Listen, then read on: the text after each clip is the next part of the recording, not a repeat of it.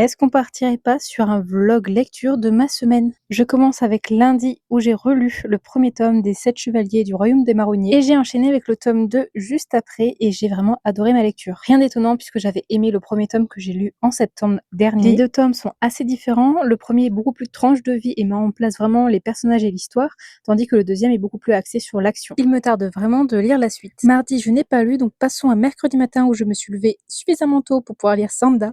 Puis, pendant mon petit-déj, j'ai commencé comme dans un shoujo qui est un BL. Et sans surprise, moi qui adore les BL et les shoujo, j'ai adoré ma lecture. D'ailleurs, si jamais c'est terminé en 2 tomes, je vous en reparle dans mon prochain bilan lecture. Ensuite, je suis passée sur ma terrasse pour continuer le tome et je l'ai terminé dans la foulée. Et d'ailleurs, j'étais accompagnée de mon fidèle destrier. Petit Sato était là à faire son cinéma. Mais regardez-le comme il est mignon. Passons au lendemain à jeudi et je n'ai pas lu le matin, mais j'ai essayé de lire le soir. C'était plus compliqué que prévu. Mais j'étais tellement crevée que je me suis vite assoupie, surtout que j'ai pris une infusion, telle une mamie. Et comme je voulais vraiment savourer ma lecture, j'ai préféré le reprendre le lendemain matin. Donc voilà ma seule lecture de vendredi matin. Samedi, je n'ai pas eu le temps de lire, donc on se retrouve le dimanche avec le one-shot A Girl dispo chez Akata dans la collection Héritage. Une lecture qui m'a laissée sceptique.